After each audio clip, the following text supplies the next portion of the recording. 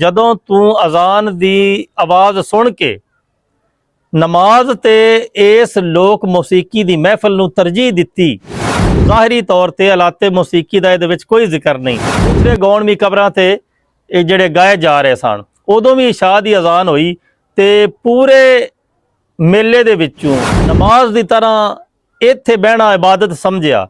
ਉਦੋਂ ਮੈਂ ਸਮਝਾਂਦਾ ਕਿ ਤੂੰ ਸਹੀ ਮਾਇਨਿਆਂ ਦੇ ਵਿੱਚ ਇਸ ਮਹਿਕਮੇ ਦੇ ਵਿੱਚ ਆਇਆ ਹੈ। ਇਹ ਲਾਹਵਲ ਹਦੀਸ ਤੋਂ ਮੁਰਾਦ ਇਹ ਅਲਾਤੇ ਮੌਸੀਕੀ ਨੇ।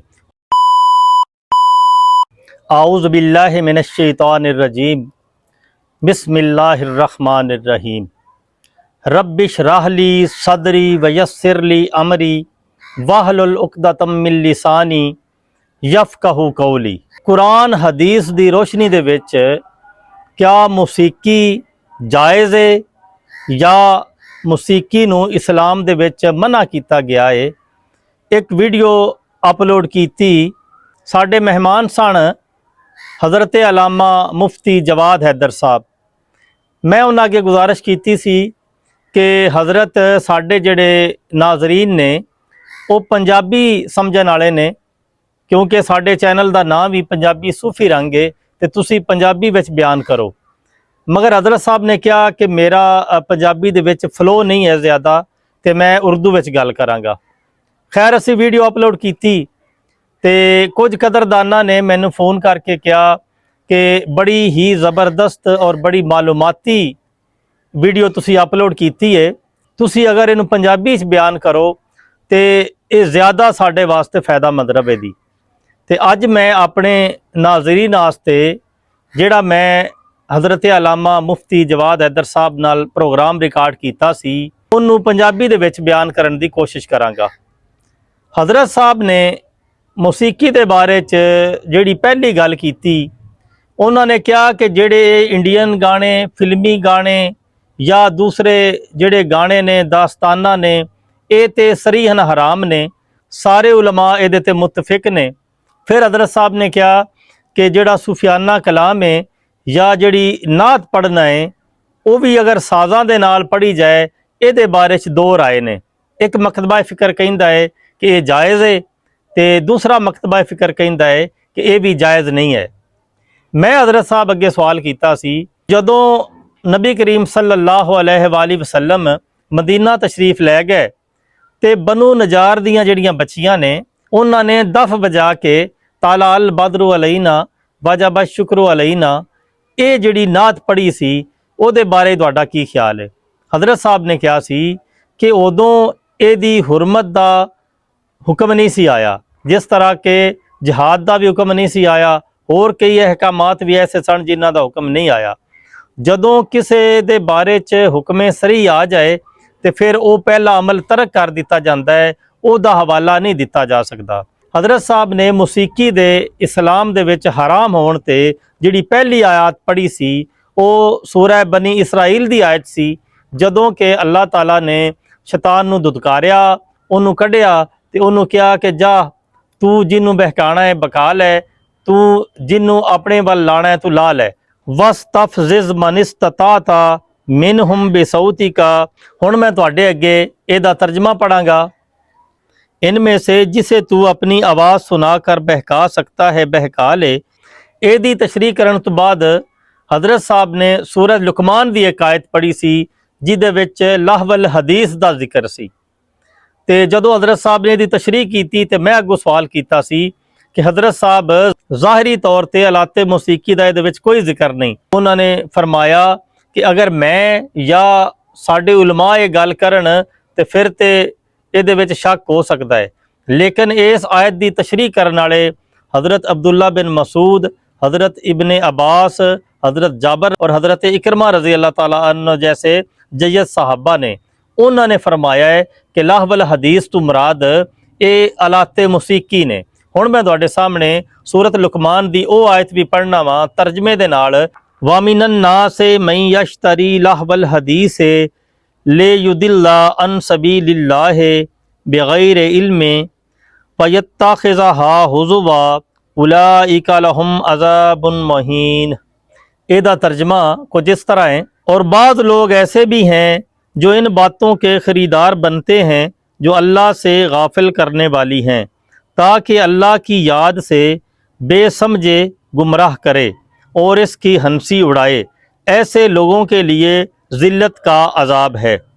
ਜਦੋਂ ਹਜ਼ਰਤ ਸਾਹਿਬ ਨੇ ਇਹ ਆਇਤ ਤਰਜਮੇ ਨਾਲ ਪੜ੍ਹੀ ਤੇ ਇਹਦੀ ਤਸ਼ਰੀਹ ਕੀਤੀ ਤੇ ਉਹਨਾਂ ਨੇ ਮੈਨੂੰ ਮੁਖਾਤਬ ਕਰਦੇ ਹੋਇਆ ਕਿਹਾ ਕਿ ਸਾਡੇ ਮੁਸ਼ਾਹਦੇ ਦੇ ਵਿੱਚ ਕਈ ਚੀਜ਼ਾਂ ਐਸੀਆਂ ਹੁੰਦੀਆਂ ਨੇ ਕਿ ਅੱਜ ਕੱਲ੍ਹ ਲੋਕ ਆਲਾਤੇ ਮੌਸੀਕੀ ਨੂੰ ਜਾਂ ਇਹ ਮੌਸੀਕੀ ਨੂੰ ਹਲਾਲ ਸਮਝਦੇ ਨੇ ਤੇ ਲੋਕਾਂ ਦਾ ਮਜ਼ਾਕ ਉਡਾਉਂਦੇ ਨੇ ਤੇ ਜਿਹੜੀਆਂ ਕਿ ਅੱਲਾਹ ਤੋਂ ਗਾਫਲ ਕਰਨ ਵਾਲੀਆਂ ਚੀਜ਼ਾਂ ਨੇ ਉਹਦੀ ਹਮਾਇਤ 'ਚ ਬੋਲਦੇ ਨੇ।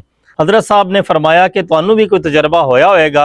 मैं एक वाक़या शेयर किया जिहड़ा मैं तुहाडे नाल भी दोबारा शेयर करना वा कि इस तरह की एक लोक मौसीकी की महफिल सी, उत्थे मैनू भी दावत दी गई सी क्योंकि मैं चैनल के हवाले नाल अक्सर ऐसियां महफिलां अटेंड करदा सां ते उदों असीं बैठे सां ते इशा दी अज़ान होई। अलहमदुलिल्लाह सुम्मा अलहमदुलिल्लाह मैं हय्या अल सलात हय्या अल फलाह सुन के मस्जिद जाण दा इरादा कीता ते उन्हां लोकां नूं दस्सिया कि जी अज़ान होई है ते मैं नमाज पढ़न वास्ते मस्जिद जा रहा।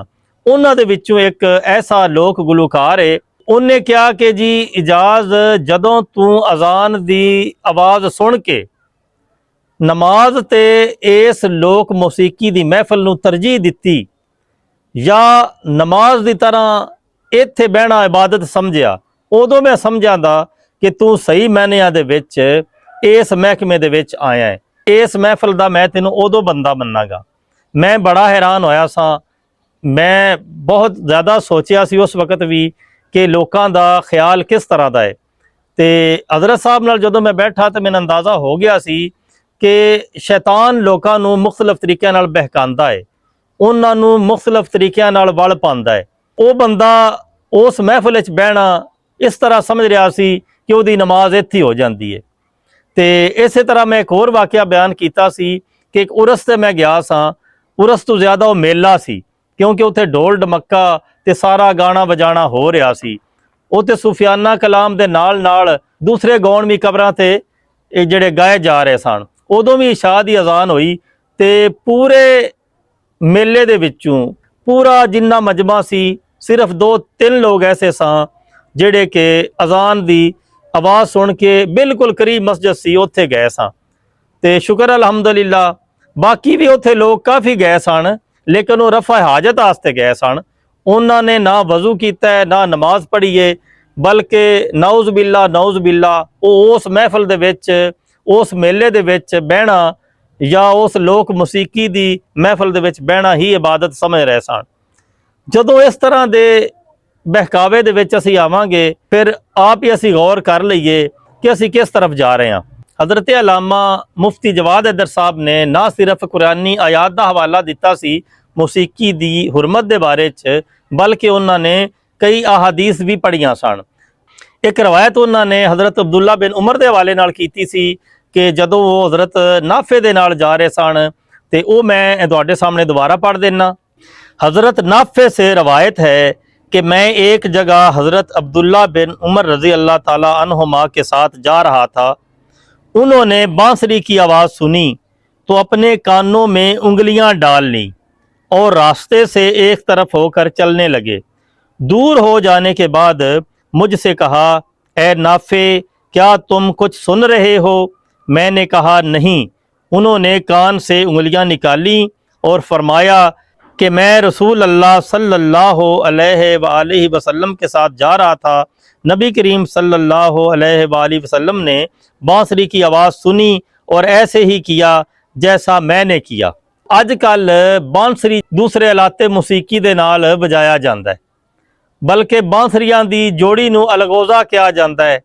हज़रत अब्दुल्ला बिन उमर ने दसिया कि नबी करीम सल्लल्लाहु अलैहि वसल्लम ने बांसुरी की आवाज़ सुन के कन्नां विच उंगलियां दे लियां सन ते उस तो बाद बांसुरी की आवाज़ या होर भी जिहड़ी कोई साज की आवाज़ है उन्होंने सुनना इस्लाम दे विच कतन जायज़ नहीं हो सकता। इस तो अलावा हज़रत साहब ने एक और हदीस का हवाला दिता। हज़रत जाबर रज़ी अल्लाह ताला अन्हु से रिवायत है कि रसूल अल्लाह सल्लल्लाहु अलैहि वसल्लम ने इरशाद फरमाया कि गाना दिल में निफाक को इस तरह पैदा करता है जैसे पानी खेती को उगाता है।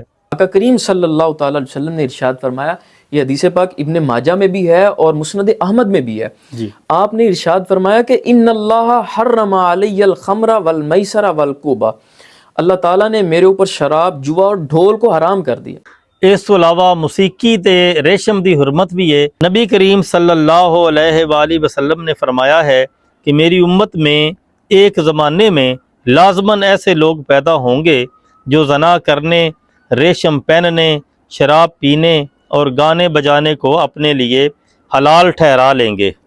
जी नाजरीन, तुसी वेख्या कि किस तरह इस्लाम दे विच मुसीकी नू हराम करार दिता गया है ਤੇ ਕੁਰਾਨ ਨੂੰ ਹਦੀਸ ਦੀ ਰੋਸ਼ਨੀ ਦੇ ਵਿੱਚ ਗਾਣਾ ਵਜਾਣਾ, ਢੋਲ ਤੇ ਦੂਸਰਾ ਬਾਂਸਰੀ, ਇਹਦੇ ਬਕਾਇਦਾ ਅਲਫਾਜ਼ ਨੇ ਜਿਹਦੇ ਵਿੱਚ ਕਿਹਾ ਗਿਆ ਹੈ ਕਿ ਮੌਸੀਕੀ ਹਰਾਮ ਹੈ ਤੇ ਆਲਾਤੇ ਮੌਸੀਕੀ ਹਰਾਮ ਹੈ।